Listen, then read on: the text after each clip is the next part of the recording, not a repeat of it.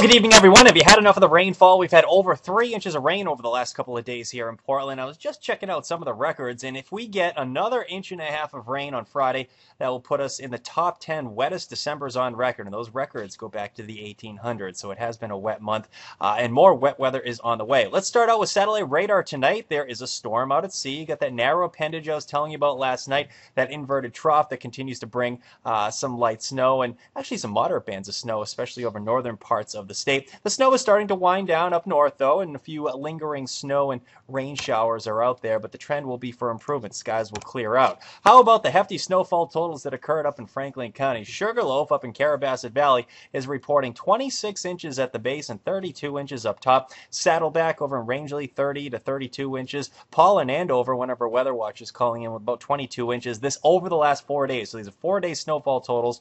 Rangeley up to 19. Sunday River's reporting 14. Got a report from Wildcat Mountain in New Hampshire where they're reporting close to 2 feet of new snow. This is the scene of Wildcat this afternoon. Well, look at those trees all weighed down by the heavy wet snow. Sunday River, again, they're skiing on several inches, 14 inches of new snow there. Saddleback, hey, you couldn't ski in the glades last week. You can now. That looks like a nice photo, right? This is my favorite photo up at Sugarloaf. Those are picnic tables. That's a lot of snow on the picnic table right there. So good news for some of the ski areas, and those same areas that got snow over the last couple of days, they're going to get more snow on Friday. For most of us, though, it just looks to be a rain and wind storm. That wind has me a little concerned on Friday. Satellite radar. Let's take a closer inspection. We have a storm that's moving out to sea. There it is right there. We can say goodbye to that one. Our next storm system on deck is this one, approaching the Mississippi River Valley. Now, if you're looking for snow, you're not going to like the track of this storm. The storm is going to take a track not favorable for snow at all. In fact, it moves right up and over us. That pumps in a stiff easterly wind. You get that counterclockwise rotation around low pressure. It brings in a strong east wind, and that wind will warm temps into the 40s, areas that can hang on to the cold air up near the Canadian border. It looks like you will hold on to the snow just a little bit longer. All right, hour by hour in Storm Tracker. Let's go through this here. Let's start off tomorrow morning. Actually, tomorrow afternoon. This is noontime. 2 o'clock in the afternoon. I stand corrected. Hey, we'll enjoy a nice day tomorrow. A nice mixture of sun and clouds on Thursday. A well-deserved sunny day. I think we need one after what we've been through. Last time we had some sunshine. We have to go all the way back to Saturday to find that. It's short-lived, though, because our next storm arrives on Friday, and I think temperatures are cold enough initially, early in the morning, 6, 7, 8 o'clock in the morning, that we all start with a brief period of snow or wintry mix. Here at the coastline, we change over to that plain old rain rather quickly. Notice by 7 o'clock in the morning from Lewiston up to Augusta on the west side of Sebago Lake, north and mountains, you are hanging on to the snow. That rain-snow line will continue to move inland during the course of the day, and the rain will pick up in intensity during the course of the day as well. The wind will start to increase as well. Coastal areas and over the higher elevations, you stand the best chance for seeing some of the strongest wind gusts of 40 plus, probably 40 to 50 mile per hour wind gusts. Areas that got the snow over the last few days up near the Canadian border, hey, you're going to get more hefty snowfall totals on Friday, that 2 o'clock in the afternoon. Notice most areas are raining, but again, some areas are still snowing. Saturday, some improvement. Stays breezy that day. I think skies become at least partly sunny. We'll have a mixture of sun and clouds. I still can't rule out a rain or snow shower.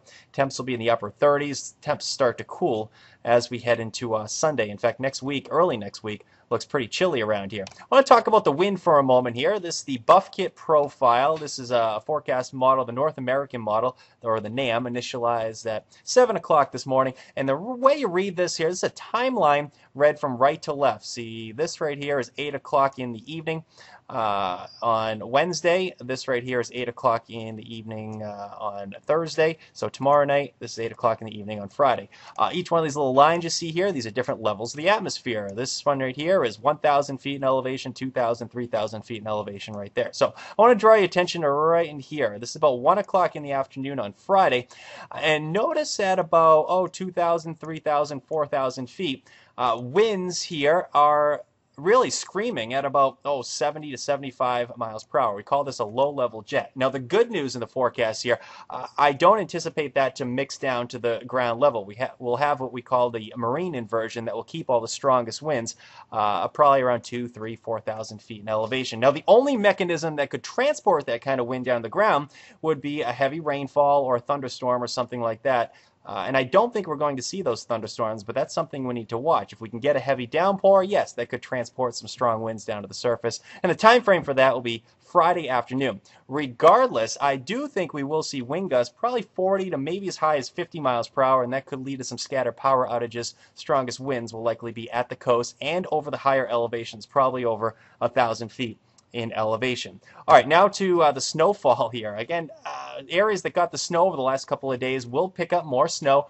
This is Friday's storm. Now, initially, I think many areas do start out with some snow or wintry mix, so coating to as much as 2 inches possible. But as we get up in elevation, areas like the Presidential Range up here in Coos County and even northern Carroll County, you could get a few spots near 5-10 inches of snow there. And also Rangeley up to Carrabassett Valley, probably 5 to 10 inches of additional snowfall there. So some areas are really benefiting from this sort of weather pattern here. For the rest of us, again, it's just another wet weather pattern with more rain moving in for Friday. Now, some of you may have heard about the potential for some snow moving in on Christmas Eve. Now, there's one forecast model, the GFS, which is sort of hinting at that today, and I'm not sure if I completely buy into it. It's not a big storm. All it is a weak little disturbance that's moving across, weak little almost clipper system that moves in Monday night, this Christmas Eve into Christmas Day. Note that area of low pressure that's just south or right over southern New England, just south of